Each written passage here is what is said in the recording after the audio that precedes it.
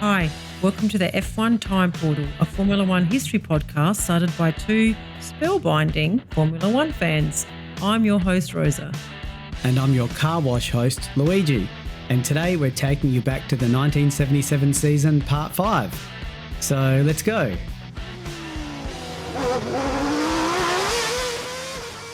Car wash? Do you know that song? No. You do know it. It's like maybe it's a I do know that, it if I heard it. Yeah, it's one of those songs that was like a one-hit wonder by an R&B band called Rose. I didn't even know the band name, Rolls Royce. Like a Motown song. It's a typical Motown sort of disco sounding song. If you listen to it, you'll go, oh yeah, I know it. But it's just not a song that had big success. I can see it's classified as 1976, but maybe it got to number 1 in 77. So we're just going to go with that. Okay, right. Okay, cool. And spellbinding. Let's hope the British Grand Prix is. We never talked about that other race where we said, was that race enthralling? So let's see if this race is spellbinding, and let's try our best to remember to. We never did that, did we? Yeah. I don't think that race was enthralling. Otherwise, we'd sort of remember it. No. Yeah, exactly. Yes. Yeah. Okay. So we're up to the 10th race of the season, the British Grand Prix at Silverstone, July 17, 68 laps. Weather was warm and sunny. So the number of independents entering F1 was now growing, and to help manage the situation, it was agreed to create a new set of 2 90-minute sessions for Wednesday for non-association members. Gosh, it's becoming quite elitist, isn't it, Formula One? Yeah, you have to be a member of our group. Click, yes. Yeah. All right. The idea being that 5 fastest of these 17 drivers would be promoted to participate in the normal race weekend, which meant that the normal race weekend would not be overcrowded. It's like pre-qualifying in a way. Yeah. So the Stanley BRM team was edged out of the Constructors Association to make way for the new arrival Renault F1 team. So just felt the need to tell the audience about this. Look at that BRM who's been around since 1951 and have barely been in this season. Got edged out. Man, it's like when, organizations get their CEO to quit, but what's actually happened is that they were sacked. Yeah. I'm sure the meeting took place and Stanley BRM were not in the room when the meeting took place and the vote was taken. That's right. Oh, dear. Well, the race weekend also introduced us to a dynamic new talent, Gilles Villeneuve, who was given one of the older M23 McLarens, which was raced by Hunt earlier in the year. And most people don't realise that McLaren was his first F1 drive. No, that's right.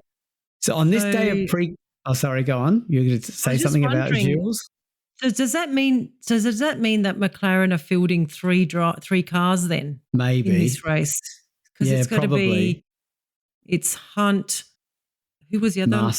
Mas and Villeneuve. Villeneuve, yeah. And some teams did do that on occasion. So there was no rule against it. I think there's no rule against it even today. I think the teams are allowed to field 3 cars. And I think this became a discussion point in the 2020s when 2020, I think, when COVID was affecting the racing, and they were looking at ensuring that we'd have a full grid of sorts. So, yeah. So anyway, on this day... Interesting to see, I was just going to say, interesting, given what we know about Villeneuve and that the team he eventually joins, interesting to see how he does here. Yeah, we'll watch this. Yeah. Yes. Yeah. So on this day of pre-qualifying, there was a nasty accident which not only demolished the Lek car. Not sure what I meant by Lek. Yeah. Maybe there's a team called Lek. There must be a Lek team. Yeah, there is. The Lek Ford. Yes. Yes. But badly injured David Purley, such that he would be out of F1 for the rest of 1977. So we're sorry to hear about that. Okay. The top 5 drivers that made it through the main weekend were Gilles Villeneuve, Hulme-like, and others. These first 2 drivers are names we'll be seeing more in the future, obviously. So that's why we've only named those 2. There were others, but they don't do much. Yeah. So to the start of the race weekend, we welcome the all-new Renault team. They were bright yellow with major ELF sponsorship, and they were sporting the 1.5-litre turbo engine and Michelin tyres. Yeah, they were very, very good-looking cars, and they were driven by the F2 ace, Jabois? Jabouillet. But that's going to be, Jabouillet. he's going to be in a Wow, lot of Luigi. races, and we're going to be saying that a lot, so we're going to have to get used to it. Jabouillet. I'm pretty sure it's Jabouillet. Okay. Yeah. Right. So, okay. Jabouillet, 3 syllables and everything. Jean-Pierre Jabouillet. Yeah. Right. Let's say the whole name, shall we? Jean-Pierre. Why don't we just call him Jean-Pierre? Yeah, Or JP. JPJ. Are you going to struggle with the name, are you? Oh, we'll get there. We'll get there. Oh, good. So Tyrrell made many modifications to their six-wheeled car. Didn't they revert back to the 76 formation? But they were struggling for pace. The six-wheeler experiment is definitely fraying at the seams, it seems. And they're simply not competitive as they were in 76. They were up there in 76 with that car. I know, but I think you called it, Louis. I think it was the lack of tyre development that did them in. Everyone was going down a different path, and they got left behind because they needed smaller tyres. And you've got Goodyear, they're ramping up their tyres because of Michelin. Yeah. And Goodyear were doing not very much for Tyrrell. No, so, probably nothing. Yeah. So qualifying was very much Hunt in his McLaren on fire. He was setting the pace throughout the session. He secured pole with Watson in the Brabham Alpha in second, and then Lauda and then Scheckter.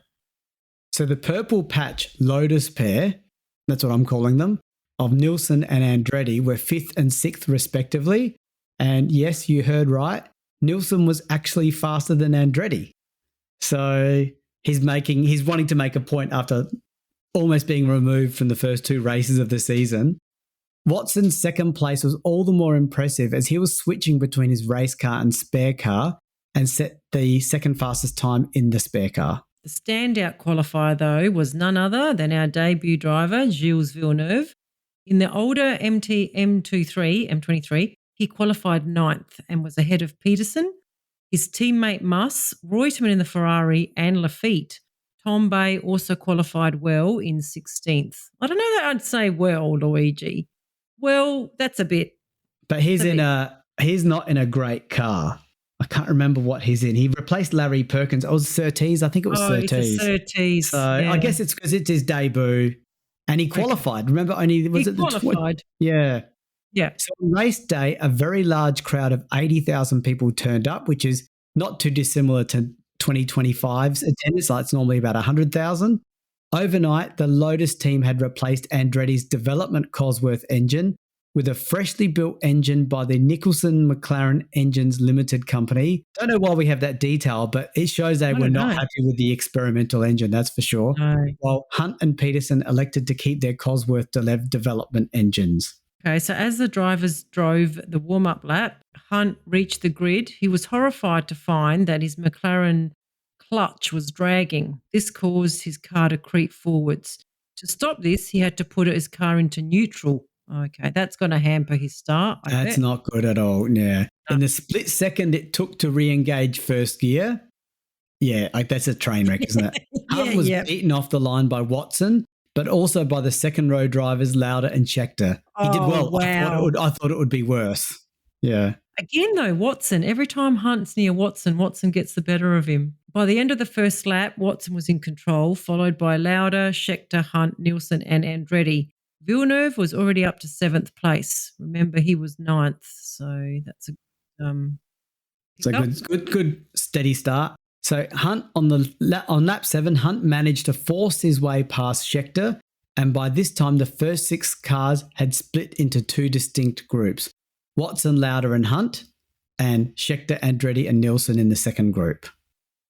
By about lap 10, Villeneuve, still in 7th, was finding his temperature gauge was Probably rising, Louis. Yeah. And he which is risky. Well, it ended up being very risky because he ended up in the pits and he retired the car. Oh, okay. However, it was found that it was only the gauge that was faulty, not the actual temperature of the car. So Villeneuve was strapped back into the car and sent out again 2 laps in arrears. That's bad luck. Yeah, that is very disappointing, isn't it? And it's like the old classic, whenever you're in a car that's got a problem and, let's say you get an oil light, people don't generally tap the signal and go tap, tap, tap. No, that's right, tap, tap. You have to check the oil. In this case, the tap, tap, tap was the answer. So that's a bit of a bummer for his start.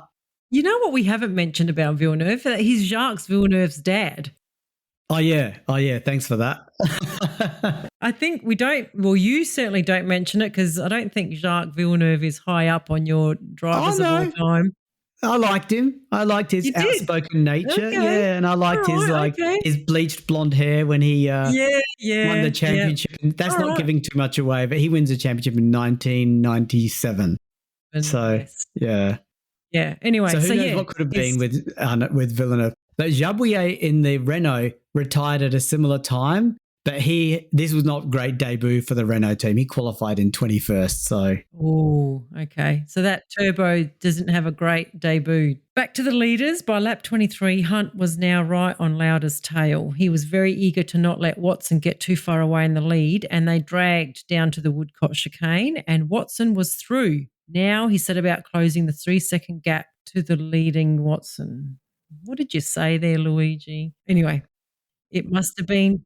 Let's just keep going because it was only a handful of laps later that Hunt was now on Watson's tail. So it must have been Hunt that passed. Hunt, yes. Yeah. But what he discovered, and we've said this before, is catching Watson is one thing, but passing is quite another, as Andretti discovered in the previous race until Watson had his engine splutter. So at half distance, a deadlock had set in. Watson driving to perfection and holding Hunt back. Lauda a little further back, but comfortably ahead of the trio of Scheckter, Andretti and Nielsen. Yeah. And let's not forget, Watson was signed as sort of a number 2 to Pache. And he's really driving like a number 1 this season. I wonder what the world would look like if Pache didn't pass away. Yes. Be interesting to see if Pache would have been in this position instead of Watson or both of them. So by lap 49, and as a reminder, this is a 68-lap race, the 2 leading cars were still nose to tail despite repeated attempts by Hunt to reverse the situation until the Watson gremlins struck again. On lap 50, the Alpha engine suddenly turned off. Wow. And Watson roared down the pit lane. There was a mix of groans and cheers from the crowd as one British driver took over from the other. Yeah, I'd say a more popular British driver took over. Yeah, that's a good way of putting it, yeah. And I think Watson was Welsh. Did we check that? I think he's Welsh. Was he one that had that funny surname you said? No, that was... When I say funny. That was Price. Oh, was that Price? Okay. Are you checking what Watson's middle name is? See if he's got a Welsh... But I'm pretty sure Watson is Welsh though. It's John Marshall Watson. He was born in Belfast in Northern Ireland. So he's Irish. Irish. Okay. I probably offended a lot of people until you corrected me. So yeah, he's Irish. Yep. Yeah. Okay. So the Brabham team looked over the car and could not find any issue. So just poured in more fuel and sent Watson on his way, albeit in 12th place. Watson had more engine issues and would soon retire. Hunt was now cruising. Scheckter, who was now in 3rd, was coming under increasing pressure from Nielsen, who had earlier passed Andretti. Andretti would soon retire with a blown engine. So much for that new engine overnight. And Scheckter would also retire with an engine issue on lap 60. Yeah, he's having a bit of bad luck, so much for his championship challenge. If his car was more reliable, he could have shaken this up a bit, I think. Yes. Even Andretti, if his car was more reliable, he could have shaken this up a little bit and not made that mistake earlier in the season. All this cleared the way for Nielsen. He had now moved up to 3rd and not content with this, set on a charge to close in on Lauda's 2nd-placed Ferrari.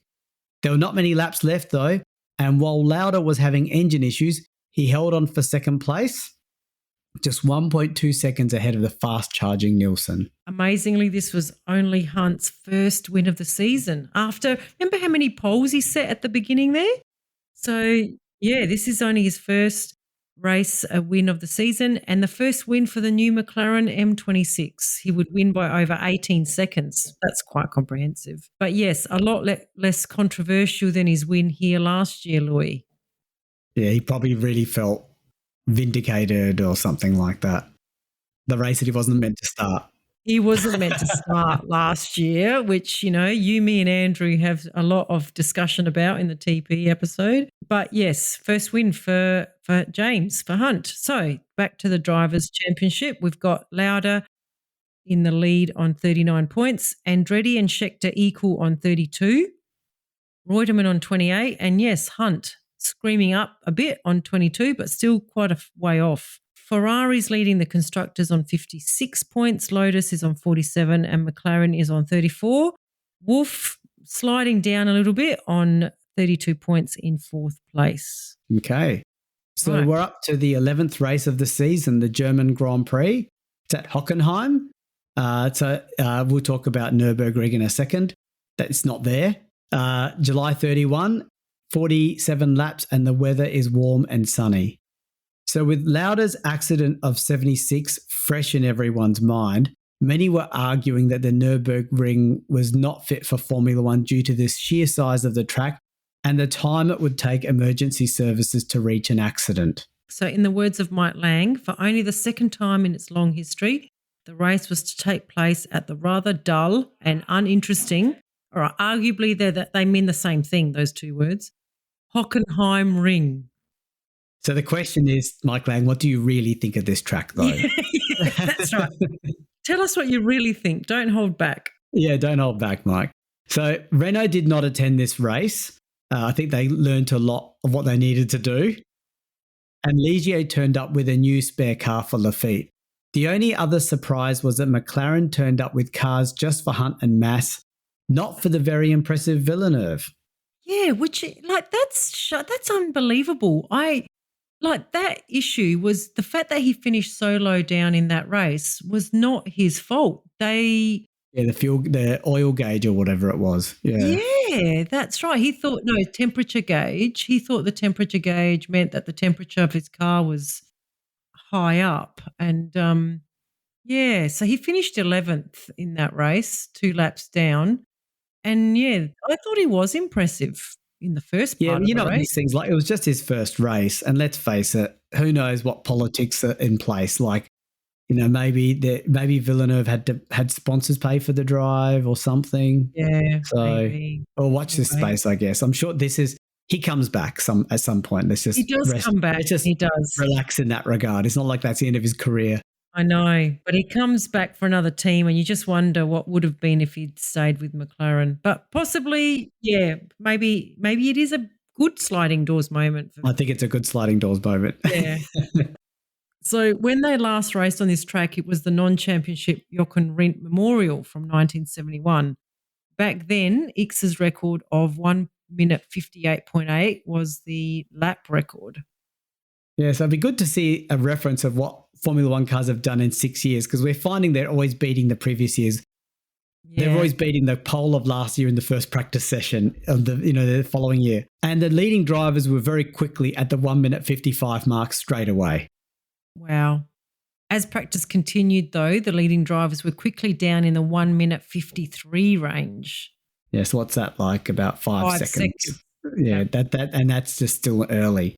So the Ferraris were finally improving their understeering Ferrari, but Lauda was still complaining about the car understeering in slow corners and oversteering in fast corners. That is so weird. Andretti, one of our purple patch drivers, was having a tough time getting his Lotus balanced too. So qualifying was apparently down to the other purple patch driver of Watson in the Brabham Alpha. Purple patch, as in being in good position is not necessarily finishing. No, but he's driving well. Like, I have to be honest, I don't really remember Watson from this He does get into the 80s. He does get it. Oh, yeah. He does he's in the 80s. Oh, not in the 90s. That's right. That's what I was thinking of, the 70s, 90s thing. Yeah. Watson, not to be outdone by the other purple patch driver, Scheckter, who was earlier in the season purple patch. He secured pole in his Wolf with a time of 1 minute 53.07. So they ended up about 5 seconds faster than X's time from 71. Watson was second, followed by Lauda in the Ferrari and Hunt in the McLaren. Yeah, so Watson was outdone by Scheckter in the end. That's 4 different cars in the first 4 position grid. Good old 1970s. That's what we watch Formula One for. Even Lafitte was 6th and Andretti 7th. So we have 6 different teams in the first 7 places. So Schechter's qualifying time did catch everyone by surprise because he did some clever slipstreaming. And on the very last lap of the session, prior to this, everyone assumed Watson had pole. And this was actually Wolff's first pole position. I know they've won a race, but now they've got a pole too. But what Scheckter did was clever. Doing it at the very end and catching everyone out with slipstreaming didn't give anyone a chance to respond. So good on him. All right. So from the high performing, we go all the way down to perhaps the lower performing. Regazzoni in the Ensign just managed to qualify, while Fittipaldi did not qualify again. In that race. On race day, we have what I consider an F1 first. Are we getting ready for the new F1 first? Yes. Breakdown truck managed to damage the race starting system. And then when I say that, I mean the red and green lights. This meant that they needed to resort back to old school starting, the national flag. Wow. So what? How did they? So the truck must have hit the lights like it was too high. Yeah, it must have done something. Tapped it and maybe got wires mixed up or broken. Who knows? Yeah. Well, it sounds like not everyone might have known about it because Depailler was sitting stationary waiting for the green light to come on. Poor guy. Oh, really? They didn't tell him? Did he miss the memo? It probably was a memo, actually. It would have been a printed memo. Yeah. So this caused a number of cars to swerve around the stationary Tyrrell. And the domino effect was that there was great confusion at the back of the grid. And there were, as a result, a few back-end incidences and therefore retirements. But at the front of the grid, Scheckter made a strong start to jump into the lead while Watson suffered too much wheel spin. This wheel spin's an issue. These cars are too powerful and had to settle for second. Lauda was third, followed by Hunt, Stuck, Lafitte and the rest.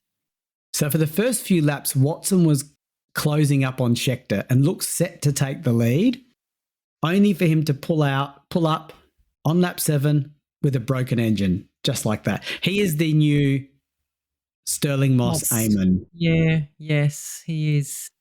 So with Watson now out of the way, second place, Lauda started to quickly close in on the Wolf, and by lap 12, the South African had another 12-cylinder engine right on his tail.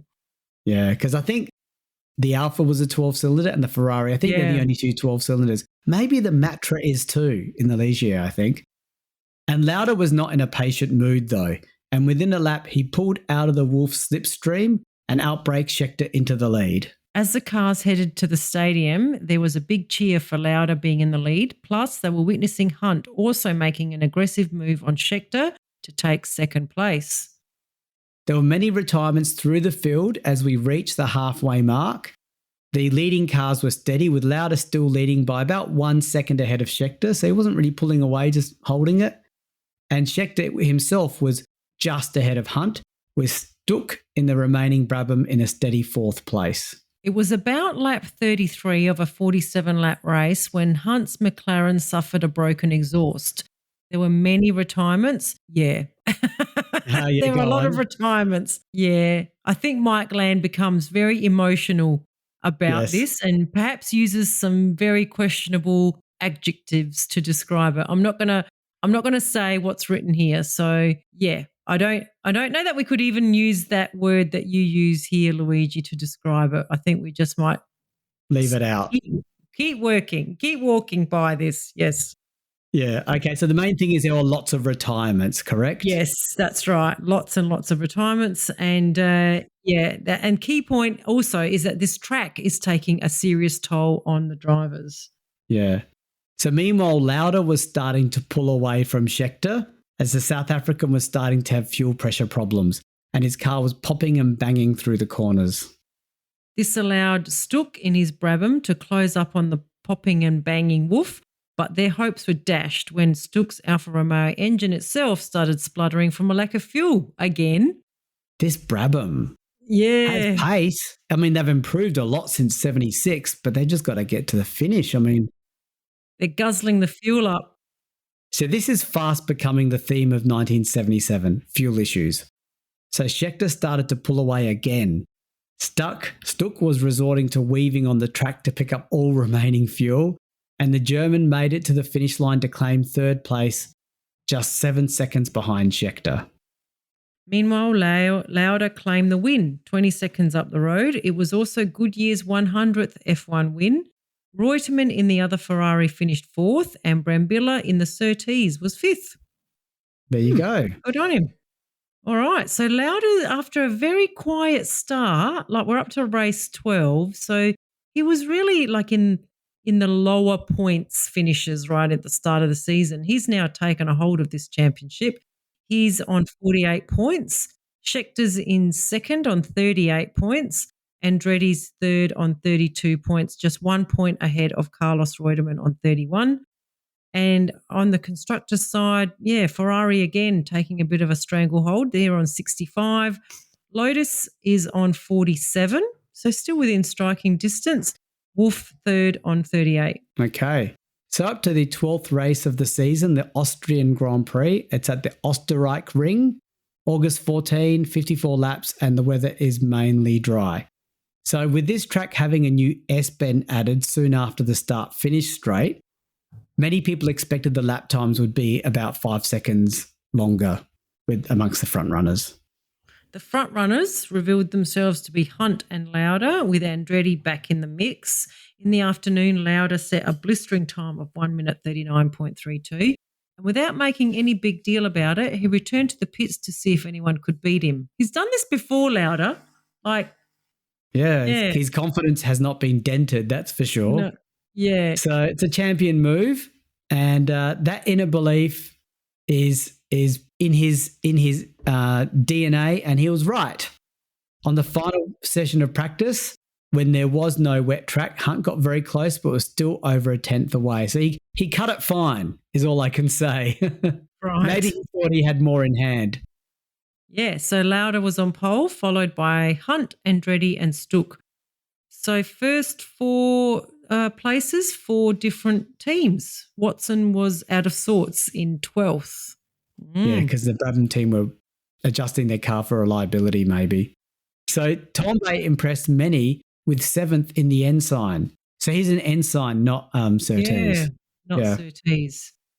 No, I think he was in the Surtees and he's moved to the Ensign, I think. Okay. He actually was. Yeah, they switched him.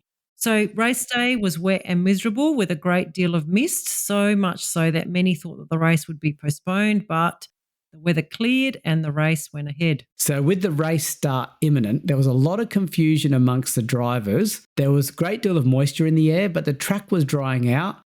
And so drivers had to choose, wets or dries, and most of them selected dry. All right. So at the race start, Lauda made the type of start that the crowd wanted to see, which I'm assuming was a great start, until later on during the first lap, Lauda was finding his Ferrari a real handful on the still wet track.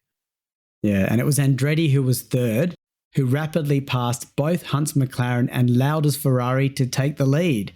Lauda, now in third, though, was having issues just holding on to third. So good start initially, but this is his home track, remember, and is struggling. Yeah. So we're only up to lap 2. As lap 2 started, Andretti was settling into the lead.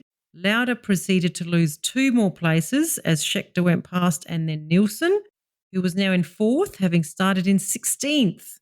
Wow, that's a good start from Nielsen too. And Nielsen was not done, because within another 2 laps, he was now in 2nd, right behind his teammate Andretti. So this track's fast becoming a Lotus track, and I wonder if the conditions are feeding that, Yeah, well, Nielsen was one of the few drivers who chose to start the race with wet tyres, along with Merzario in the shadow. And Merzario, who started in 21st, was now in 6th. So yes, good tyre choice by those 2 drivers. Very good. So this would not last, however, as the track was drying at an even faster rate. And by lap 10, both Nielsen and Mazzario and the others who also started with wet tyres to take a risk, they had to pit for dry tyres. This left Andretti with a comfortable lead ahead of Hunt, Scheckter, Stuck and Jones in the shadow. Jones had qualified 14th and seemed to be passing everyone. Yeah, he's right up there. Then suddenly Andretti's engine completely let go. For the third time in 3 races, he was suddenly out. He could have been a contender for this championship. I was going to say, he was right up there with that Lotus. The Lotus reliability has come back to haunt that team. Yeah, Lotus and Brabham in particular, and even Scheckter. All 3 of them have had just inconsistent seasons. And not always the driver's fault, but sometimes the driver's fault. So Hunt now became the 3rd driver to lead the race, followed by Scheckter, Stuck and Jones, and now running nose to tail. By lap 15, Hunt was enjoying a 12-second lead, while Jones had now passed Stuck. And the very next lap, Jones had dispatched the Wolf of Scheckter. He was amazingly in 2nd place in the shadow. That's very impressive. Hunt, however, continued to pull away, and over the next few laps, he extended his lead. Meanwhile, Nielsen was back in on another charge, and by lap 33, he had relegated Lauda down to 5th and took 4th place for himself. One more lap later, Nielsen passed Scheckter to take 3rd place, and he was closing in on Jones, but his efforts would go unrewarded because on lap 38, his engine suddenly exploded. Wow, I would love to see an exploding engine. Just like Andretti's, I guess. Yes, this allowed Lauda, who had just passed Scheckter, into 3rd place. So there's still 20 cars in this race. And then on lap 44, with just 10 laps remaining, Hunt's development engine, which not only cost it expired, or I guess you could call that blown as well, not only cost him this win, but extinguished any chance he had of defending the title. I never thought he was really in the running anyway. He was even. No, yeah. It was nowhere. That's clearly something Mike Lang felt the need to say. I think now mathematically he can't make it is what Mike Lang's saying, but I don't think he was ever in it. Like he was nowhere. He was like, if I remember, he was like 20 points down or something, but Mike Lang was obviously tracking it. yeah, that's right. So this left the Aussie Jones in the lead, and he ruled off the remaining laps to take his first ever Grand Prix win and the first ever win for the Shadow team. That's amazing. Jones's victory was so unexpected that the organisers did not have a copy of the Australian national anthem. Guess what they played, Louis? Just guess. You will never guess. I was going to say, probably the British anthem or something, because we're a colony. Australia's a colony of or something. That's what I would have thought if I didn't know. Nah, they played Happy Birthday. Oh, wow. That is so funny. And it wasn't even Jones's birthday that day. They just played Happy Birthday. Are you kidding me? That is so funny. It brings back memories. Remember it was Rodriguez? Yes. He took with him all the races. He brought a record of the Mexican national anthem in case something, because what happened? He won a race and they played the funny Mexican song, the hat song. Is that what it's called? Yes. I can't remember the name, but it was obviously just like a song that sounded like Mexico. It was an insulting. Yeah, it was an insult. This isn't. I reckon the same thing happened to Piastri. I reckon. And I think they played the British one for him in one of his junior, he's either F2 or F3. They didn't have the Australian and they played the British one. But that is very funny. Happy Birthday has to be the worst one though. Yeah, so well done, Alan Jones. Hope you enjoyed your birthday, your birthday song.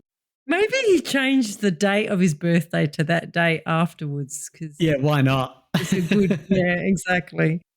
So Lauda finished second, 20 seconds behind Jones, and there was a big battle for 3rd place as Stuck was holding back a very determined Reutemann by just a quarter of a second. Peterson would finish 5th with Muss in the McLaren taking the last point. So great win for Jones. I mean, he was obviously a bit lucky, but he was in second. He had a great drive to get up. Even second would have been unbelievable, but to get the win, wow. Yeah. Wow. Yes. So back to the championship standings. Niki Lauda's first place on 54. Scheckter is second on 38. Reutemann third on 34. Andretti fourth on 32. And yes, James Hunt's on 22. So just to go into Mike Lang's mind, yeah. Lauda would have been on 48 before this race, and Hunt was on 22, and Mike Lang was monitoring that. Yeah. And with 6 races to go, he probably thought, 6 nines are 54, are they? He I probably think he can still win it. He can still do it. Yeah. Yeah. But yeah. I mean, I don't know where Hunt can still win this. Let's go, Hunt. You can do it. Yeah. But no, he was nowhere. Like, he's not even been that competitive during the races. And some of it has been the McLaren. I think some of it has been the McLaren. So on the constructors, we've got Ferrari in the lead on 71, really pulling away now. Lotus is second on 47 and Wolf is third on 38. So they've overtaken the McLaren again, who's on 35. Okay. All right. Yes, we're going to call it there, I think, Louis, and come back for the next part. Okay. See you then. Okay, bye. Bye.